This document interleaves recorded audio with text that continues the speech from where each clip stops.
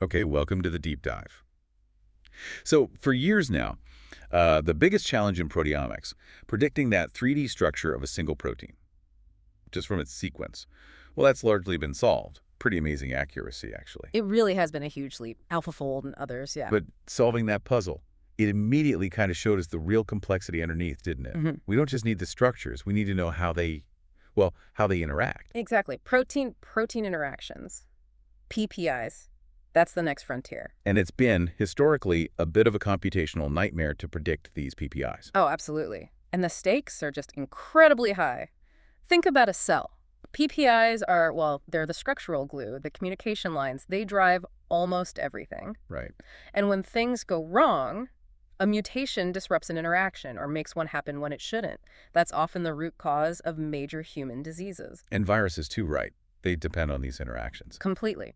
Viruses are masters at hijacking or disrupting the host PPIs. It's essential for them to replicate. Okay, so clearly important. Yeah. But here's the kicker.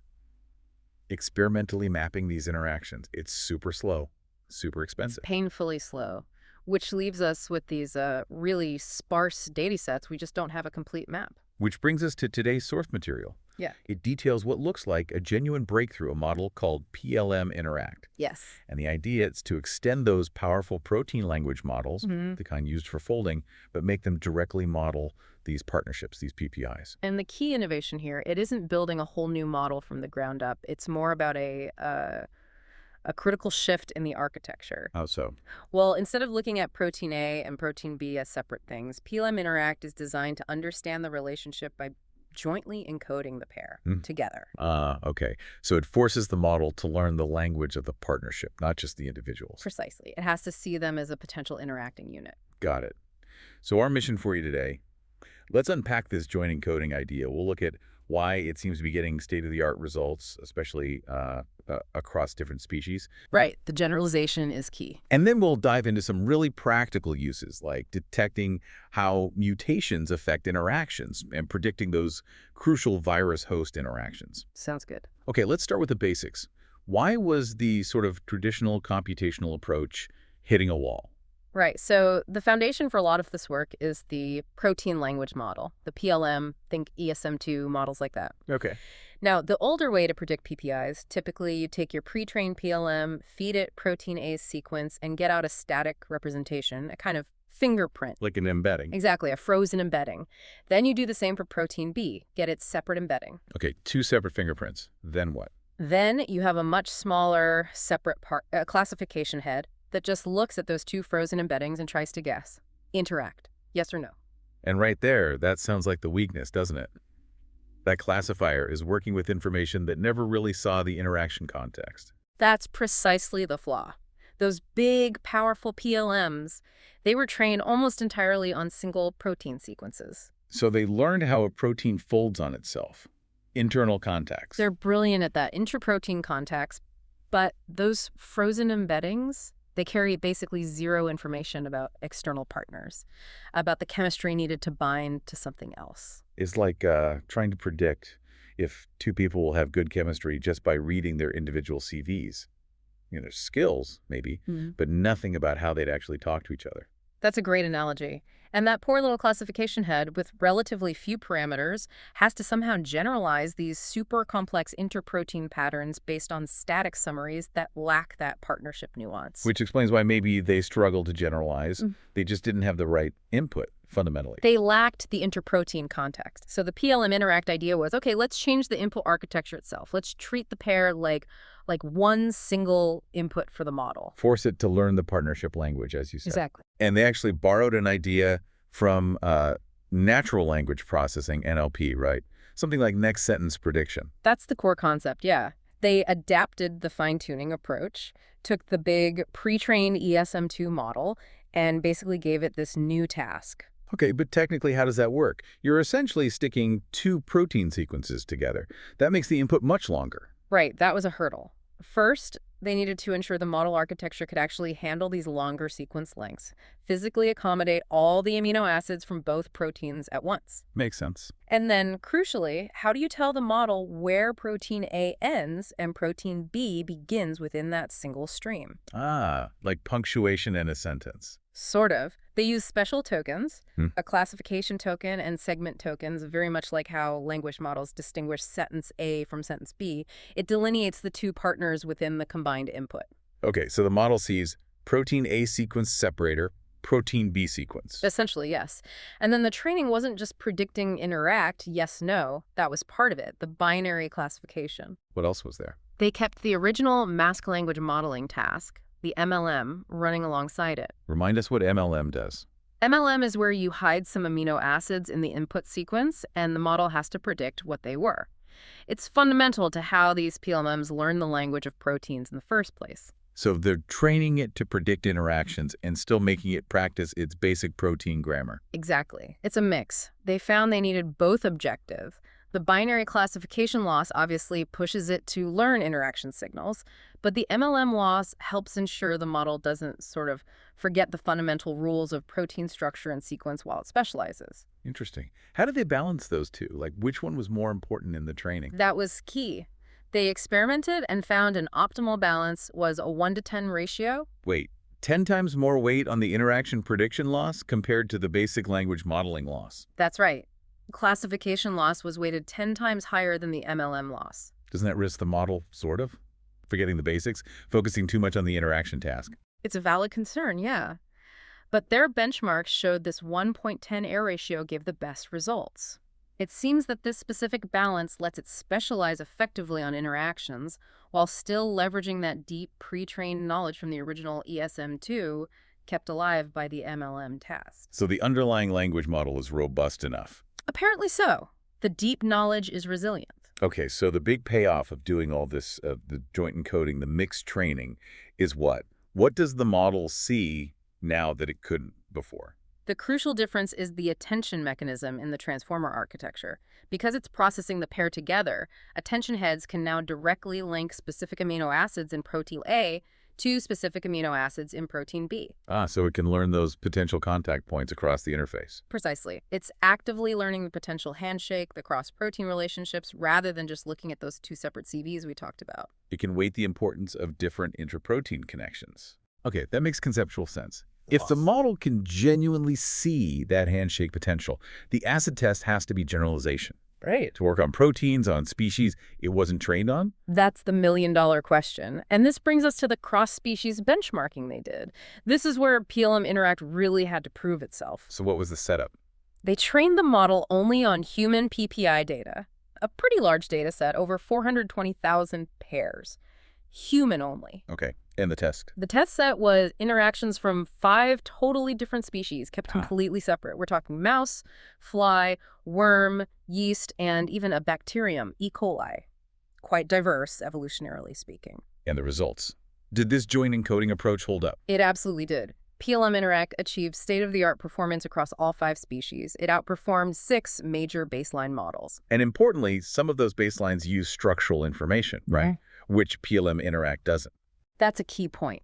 Yes, some baselines incorporate 3D structure, but PLM-interact, relying purely on sequence interpreted through this joint lens, still came out on top. It consistently got the highest AUPR score. AUPR area under the precision recall curve. That's the standard metric for these kinds of imbalanced interaction data sets, yeah. Gold standard. And the improvements weren't marginal, especially for the species really distant from humans. Give us an example. Okay, take yeast. Predicting PPIs in yeast is notoriously tricky. PLM-interact showed a 10% improvement in AUPR compared to the next best model, which was TNA.